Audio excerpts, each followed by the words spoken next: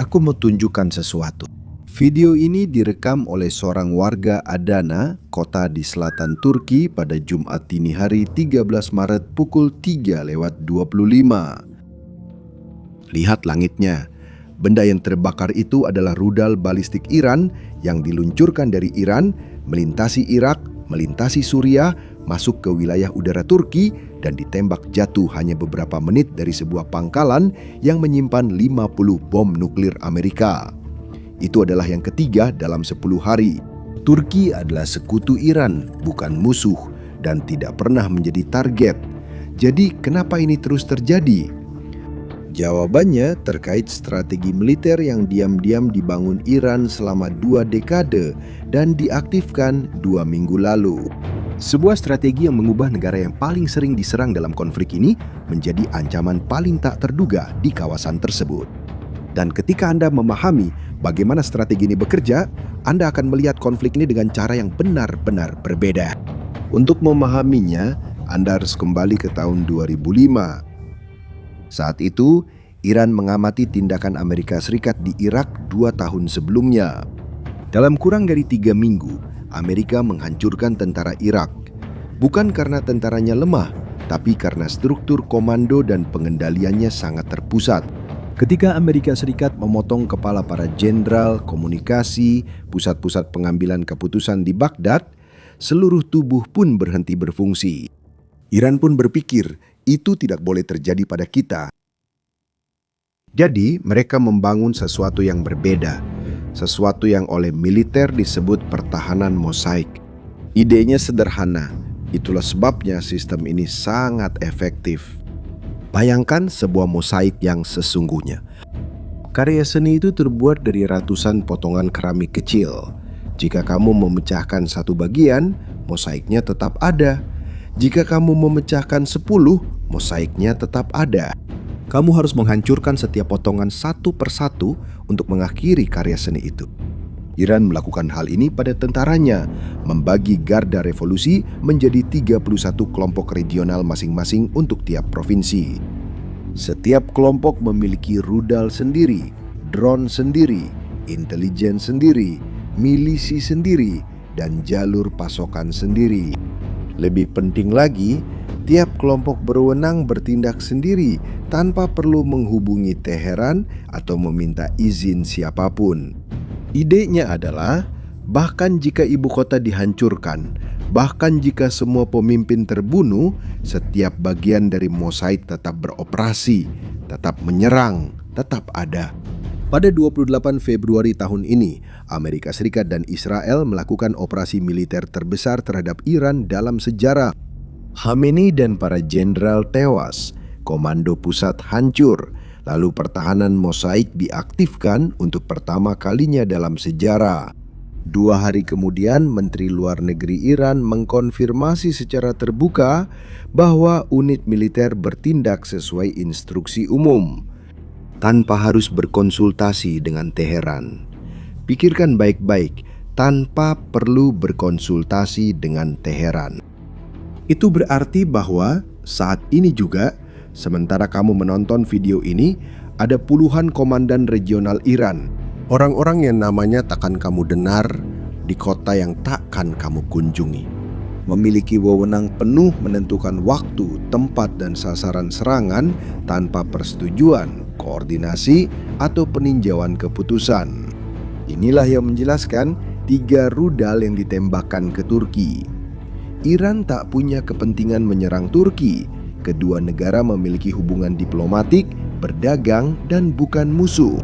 Namun, seorang komandan regional di ruangan tanpa jendela membuat keputusan, mungkin menargetkan kehadiran Amerika karena salah perhitungan atau informasi yang salah. Dan 3 rudal diluncurkan ke arah sebuah pangkalan yang memiliki 50 bom nuklir. Di Teheran tak ada telepon merah yang bisa dijawab seseorang untuk menghentikan ini.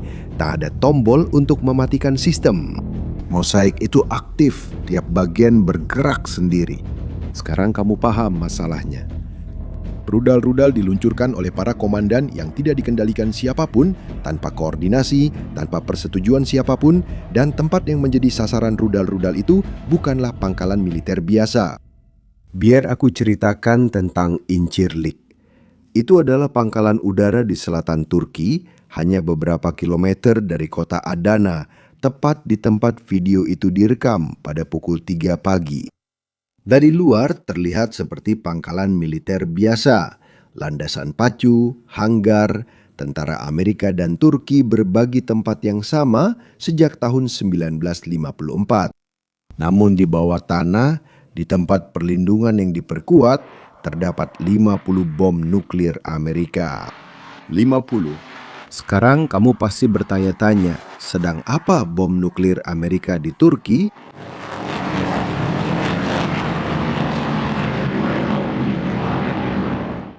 Jawabannya dari Perang Dingin. Pada tahun 50-an dan 60-an, Amerika Serikat mengambil keputusan strategis. Alih-alih menyimpan seluruh persenjataan nuklir di tanah Amerika, mereka menyebarkan bom-bom ke pangkalan di negara-negara sekutu di Eropa, Belgia, Jerman, Italia, Belanda, dan Turki. Logikanya sederhana, jika bom-bom itu berada di beberapa tempat sekaligus, musuh tidak bisa menghancurkan semuanya sekaligus. Jika satu negara diserang, negara lain akan membalas bersama. Ini artinya, mengganggu satu berarti mengganggu semua. Perang Dingin usai, tapi bomnya tetap ada.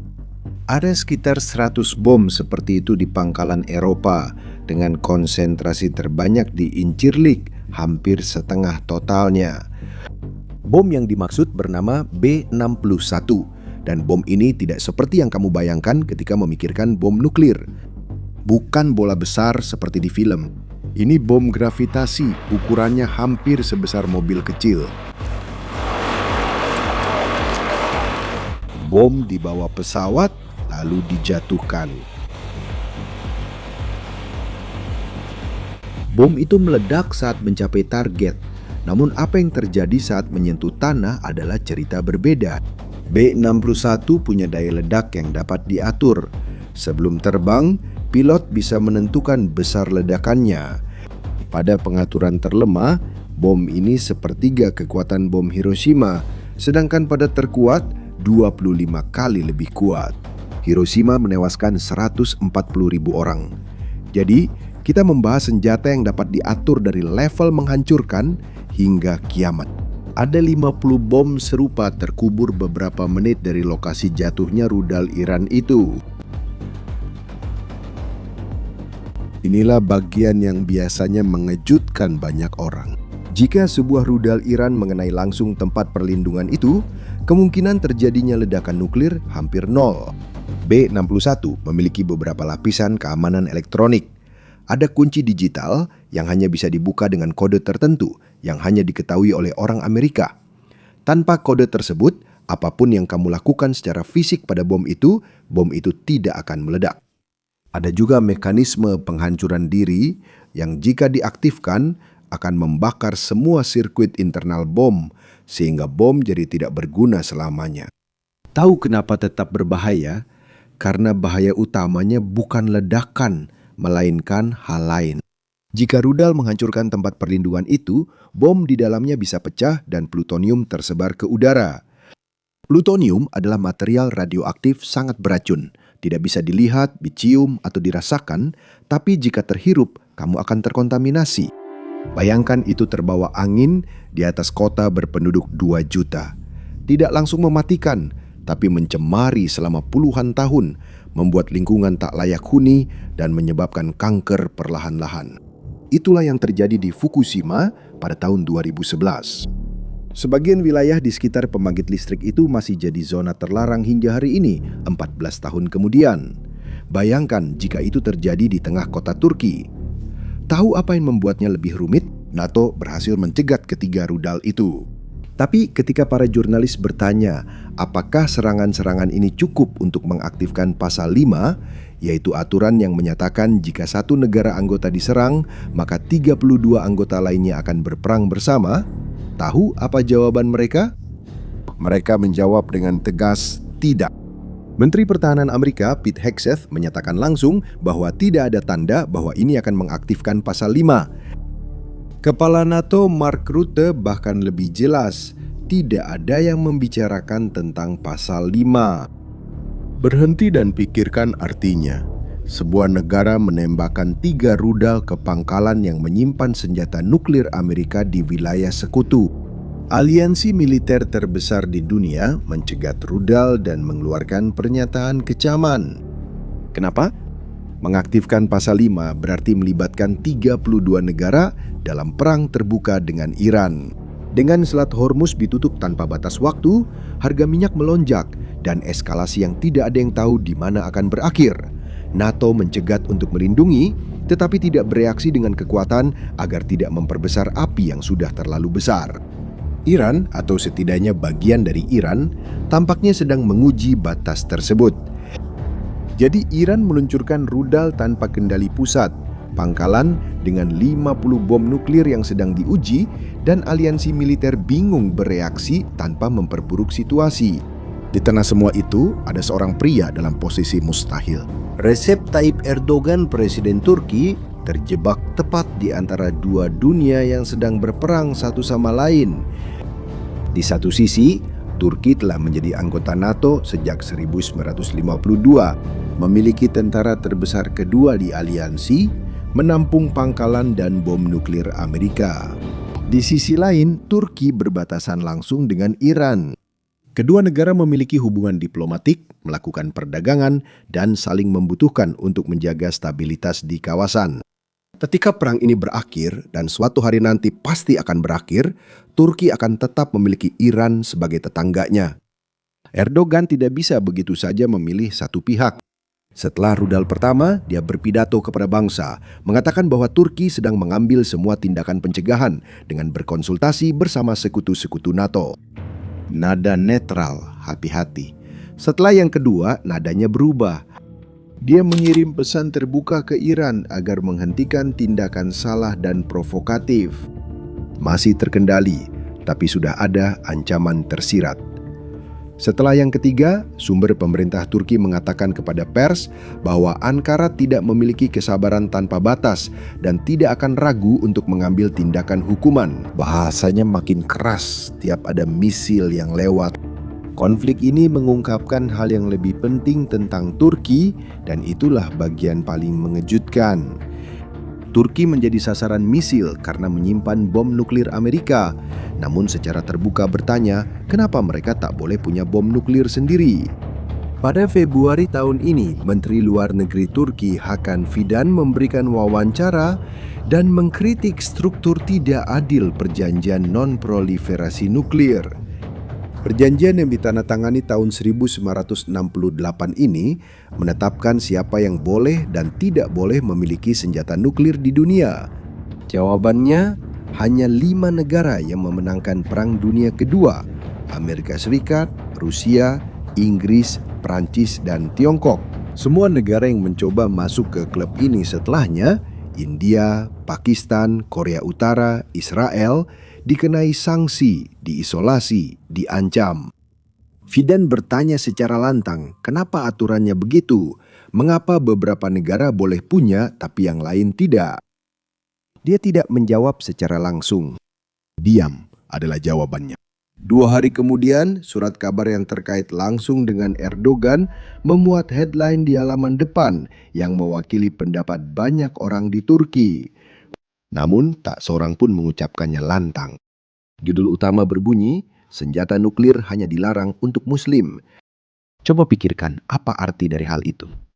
Negara yang diserang rudal karena menyimpan bom negara lain kini terbuka mendiskusikan perlunya memiliki bom nuklir sendiri. Recep Tayyip Erdogan bukan hanya menguji kesabaran terhadap Iran, tapi juga menguji posisinya di aliansi dan memanfaatkan setiap rudal Iran sebagai alasan memulai pembicaraan yang diinginkannya sejak lama. Sekarang, bayangkan apa yang terjadi jika rudal keempat tidak berhasil dicegat. Tidak perlu ledakan nuklir, cukup mengenai tempat perlindungan, cukup menyebarkan plutonium di atas Adana, cukup membunuh beberapa dari 5.000 tentara Amerika di dalam pangkalan. Saat itu, NATO harus menjawab pertanyaan yang telah mereka hindari sejak rudal pertama. Apakah ini sudah cukup membuat kita berperang? Erdogan juga harus menjawab pertanyaan lain. Apakah saya masih menginginkan bom Amerika di wilayah saya atau lebih memilih punya sendiri? Sekarang saya ingin tahu pendapat Anda. Menurut Anda, seberapa jauh kesabaran NATO? Satu misi lagi cukup? Dua? Atau aliansi akan terus menonton tanpa bereaksi? Tulis komentar Anda di bawah. Jika video ini membantu Anda memahami hal baru, bagikan ke orang lain. Konten seperti ini perlu disebarluaskan karena sedang terjadi saat ini dan banyak orang tidak mengikutinya. Berlangganan kanal ini dan aktifkan lonceng. Update konflik akan dibahas di sini setelah terjadi. Sampai jumpa di video berikutnya.